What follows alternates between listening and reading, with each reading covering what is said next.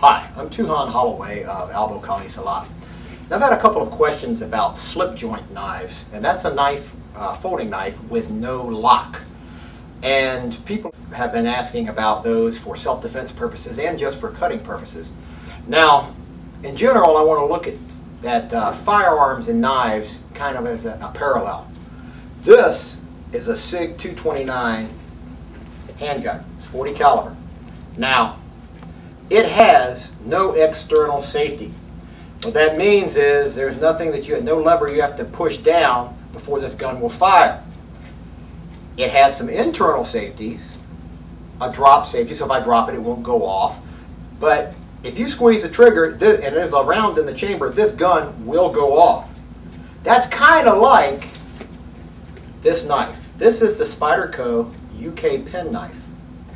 This penknife it's called a UK penknife because the United Kingdom decided to pass a ban on folding knives with locks, unless you have a special need to carry one.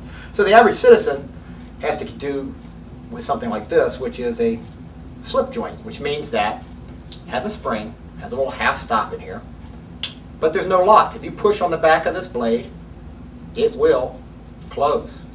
It's a stiff spring, so it takes a bit of pressure, but it will close. Now that's kind of like this gun. A lock on this is kind of like an external safety, something you've got to push down before you can make it close. But with this gun, as long as you keep your finger off the trigger, this is another safety. A lot of SWAT guys, special military guys will tell you that this is my safety, because if it's not in the trigger guard, not on the trigger, the gun's not going off. If you grab this knife here, that's the choil. If you put your finger there, you can't close the blade on your big fat finger. If you push down on it, oh look, your finger pinches between there and it doesn't cut you. So, here's your safety. I grabbed it in the correct manner. If I grab it back here, okay, I'm being kind of, I've got an extended grip on it, and it's not safe. It can close on me and it can cut me. And this will shave hair off my arm, so that could be very bad for me. But this, as long as I have it here, even in reverse grip, if I have this little finger there, if I have it back here, I'm in trouble. But if I have it here, guess what? Oh look, it really can't close on me. I mean, you could overpower it possibly and make your hand slide down if it was hit hard enough, but that is a safety. The design of this knife is a safety. Just like this is designed, if you keep your finger off the trigger, it won't go off. This finger on the choil, knife doesn't cut you. Now, in reality, your real safety on a firearm or a knife is here. You gotta think. If you're not smarter than the knife, or smarter than the gun, you got no business using one. So, you have to think about what you're doing. You have to get the correct grip, and you gotta think here, what would I do? If I had to use this for cutting, I just don't put pressure against the back of the blade, because that causes it to close. Now in a self-defense situation, you might get that inverted pressure on the back of the blade anyway. But if you've got the hand in the correct place, it's not going to close on you. Now, would I use this in self-defense? Not by choice. I mean, if I have a choice, I'm not going to use a knife for self-defense anyway. If I had to use a knife, my first choice would be a fixed blade, because there's nothing to fold, nothing to break. If I break this, it's not closing on me. If I break this, I've done something. Yeah, this is a nice little Boker edit, fixed blade. And that's my first choice. My second would be one with a very sturdy lock.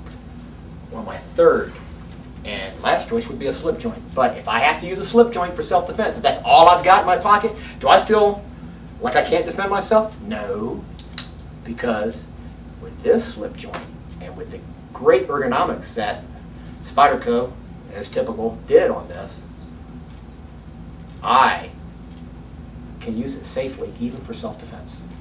If you know what you're doing, it's a tool, and the tool can be used for that job, even though it's not necessarily designed for it. No slip joint really is designed for self-defense that I know of in this day and age, but you know what? It can be used that way because of the superb ergonomics of this design. and we're going to show some of that right now. This here is a denim pair of pants, and it's stuck full of foam pieces from a mat. Now, first thing to show you, I mean, if I'm using this as a knife, just as a utility knife, I mean, here's this piece of foam. There we go. Look how I'm cutting it. Easy. Razor sharp. There we go. Razor sharp, cutting pieces off of it. Never even come close to closing because I didn't put closing pressure on the blade. Now, for self-defense, people will say, well, yeah, you know, you might torque it. Maybe I would. But if you know what you're doing and you've got that choil there, if I want to cut this, here I go. Let's go with an angle 1 cut. And it just comes here. Now, look at that. Look at that. Completely through the pant leg, through this, just cut right through the foam matting as well. Easy. No danger, didn't close. How about if I do multiple motions? I'm in here, and it is, oh look, a stab. Oh, that's supposed to close on me, but you know what? It didn't. If I'm holding it like this, Filipino cancer grip here, and here I have the blade. I know what's happening with that blade at all times. So I can easily go. And there we go. Look what happened. It started to close on that last stab, and look what happened. My finger stopped it. And that's a pretty hard target. So, did I get cut? No. If this was a bad guy, would he be feeling good right now? Not really. Pretty interesting for a little slip joint. Not your first line of defense, not something that I'd really want to do, but if I'm carrying this for utility purposes and bad things start happening, it's a lot better than throwing rocks. And this can be the difference between life and death. And it can be used in a self-defense situation. It can be used in a life-saving situation. You could cut yourself out of a car if your seatbelt didn't work. You could do a lot of different things with this. This can be used for a lot of utility things. If you live in a jurisdiction where you can't carry a locking knife, this might be the one to carry, because just as any other Spyderco, you can open it very fast. The ergonomics are here. Here's my reverse grip. Cut, cut, stab, cut. I do tell you, it's much better than cutting the stab, because on stabs, you have a tendency for that thing to start moving on you. So if you can use this, you use this as a cutting tool. Use it like a straight razor, like as a cutting tool, and you should have no problem. This, in some ways, might be the, in some countries anyway, the future of folding knives, because it doesn't have that lock, and some of those are being outlawed.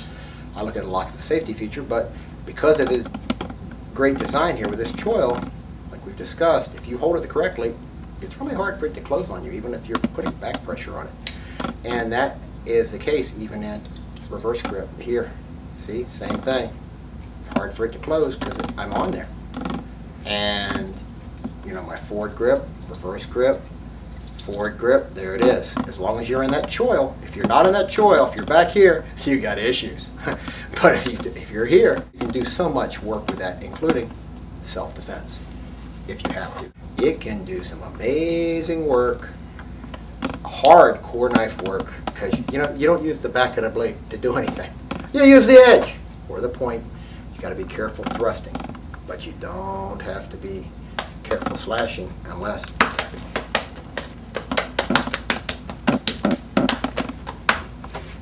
you make a mistake and hit with the back edge of the blade. Even then, if you have the choil, it doesn't happen. Thanks for watching.